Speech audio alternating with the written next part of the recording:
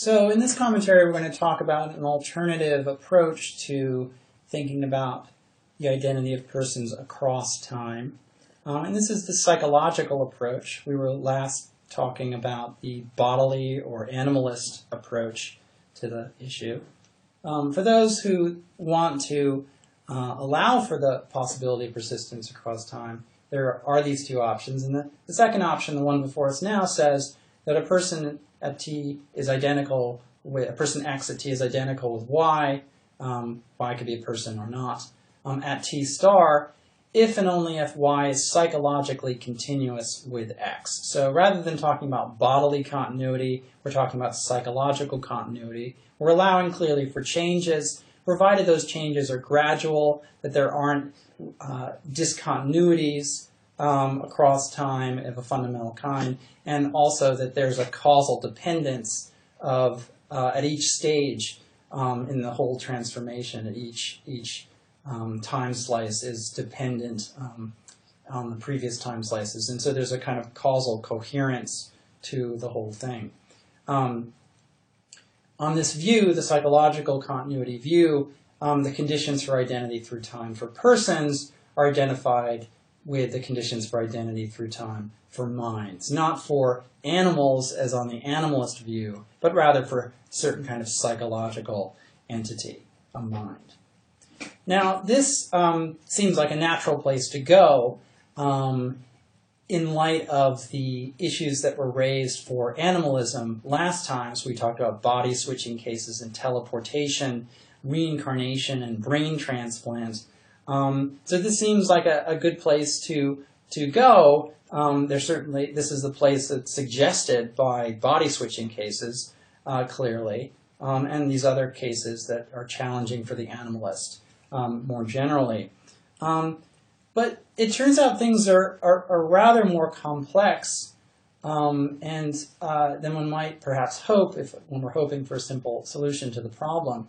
And the complexities arise from the fact that we can imagine thought experiments involving both fission and fusion of persons. So fission would be a case in which one individual, splits into two. So we're going across time from bottom to top, or moving through time. So fission is a case in which we start with one thing and then it splits off into two. And fusion would be sort of the reverse of that, where we have two things which become one. We're not going to worry about fusion here so much as we're going to worry about fission, because it's fission cases that really cause problems for the psychological continuity account. The philosopher Derek Parfit, some years ago, presented the thought experiment involving teleportation, which is a variant of the standard teleportation case, which I referred to earlier as teleportation 101. So here we're doing advanced teleportation, teleportation 202, and this is Parfit's case, which really kind of ups the ante here and presses in a different direction than the first teleportation case that we looked at. So in this new case, this new thought experiment, what we're imagining is at a certain time you step into the transport or the teleportation device. But in contrast to the first case in which your body was destroyed and then reconstituted, you were reconstituted later on, it's not destroyed in this case. So as in the first case, your body does get replicated at T star, but the body you start out with is still there. So you're left on the deck of the Starship Enterprise, right? But you've got the copy down there on planet Zog or wherever. So there's some sense in which there's two of you here. And the sense in which there's two of you is precisely in this sense of psychological continuity, because you are at T psychologically continuous, completely psychologically continuous, both with yourself, the person standing on in the teleportation room of the starship, and your replica on planet Zog at T star. So there's continuity with two things. And this goes back to this idea of qualitative identity, because qualitative identity, as we noted earlier, is a one-many relation, unlike numerical identity. Now, psychological continuity, like qualitative identity, is a one-many relation. It's not a one-one relation.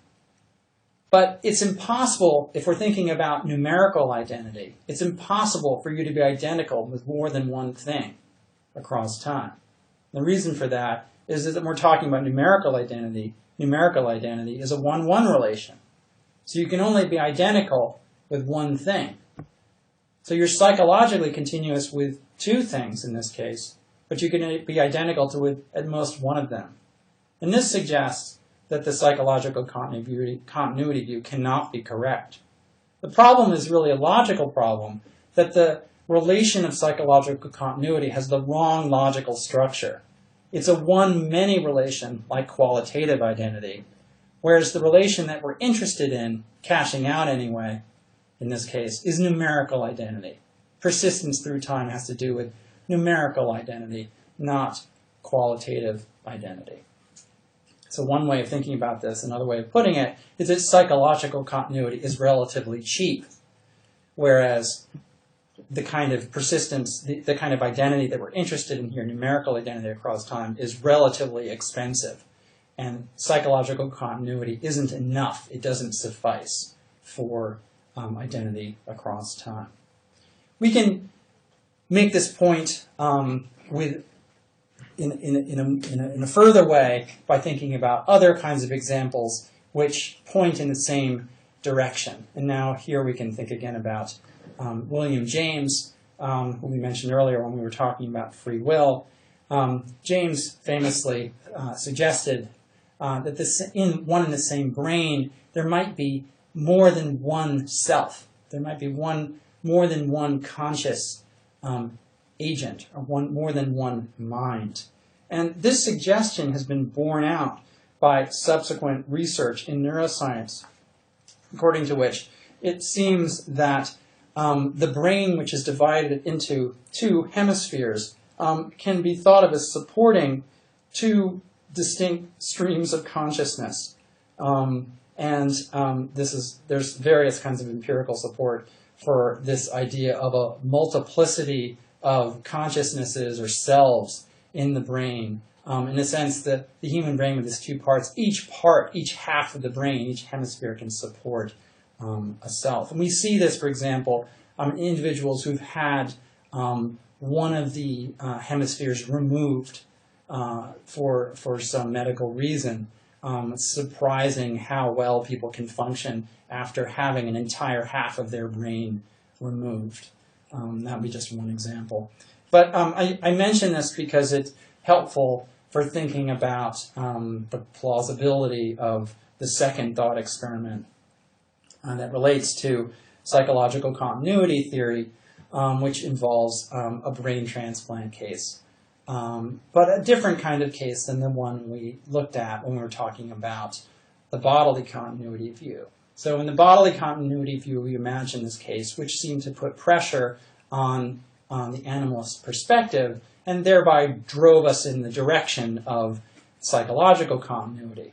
And so here's a different kind of case. So imagine we have some individual, Jones, and Jones's brain is split in half. It's removed from him. One hemisphere is put into the body of Smith, and the other hemisphere is put into the body of another person, Brown.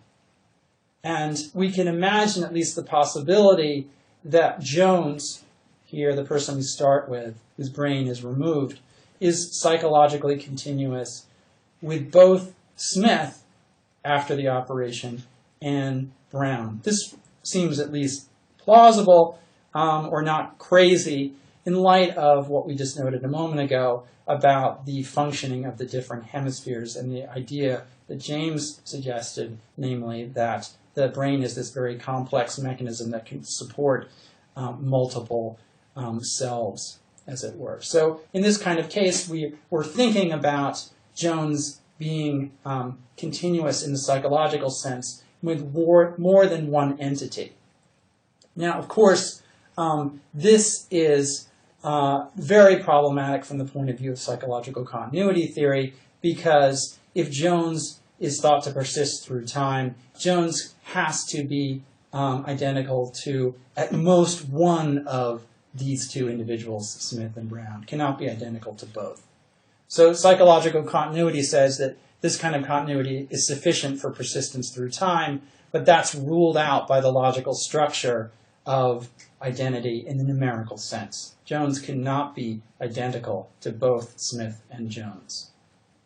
But the problem, again, is that he's psychologically continuous by hypothesis. According to the thought experiment, he's psychologically continuous with both Smith and Brown. So what we wind up with then is something slightly disturbing, or might be thought of as disturbing, namely that both of the theories of personal identity that answer yes to the question about persistence through time, both of these views, both the animalist view and the psychological continuity view, appear to be false. So the existence of these counterexamples of the kind that we've been talking about really makes it difficult to see how either of these perspectives could be correct. And where that leaves us is with this possibility that the notion of persistence through time is really just a fiction or an illusion. We think of persistence through time for persons as something that actually is real, but it's not. It's an illusion. We might also refer to this as the no-self theory. It's the idea that selves don't persist through time, persons don't persist through time. And this really takes us back to the original observation that we made in introducing the problem, namely that change is all around us.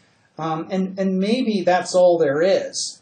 Maybe there is no permanence to persons in this fundamental metaphysical sense. All there is change across time. So things are constantly changing, and there's no really coherent way of making it out to be the case that persons are the same in this, again, the relevant sense of numerical identity across time. Maybe there's just no way to make that proposal work. And this might seem unsettling. You might think this could give rise to some kind of profound anxiety about ourselves and our place in the universe. That's certainly a possibility. On the other hand, it's worth noting the fact that there are various religious and spiritual traditions which embrace this idea of no self, this idea of the illusion of persistence and the illusion of substantialness for selves, and do not find in it any cause for despair. So we might want to have that in mind as well as we think about which option to adopt.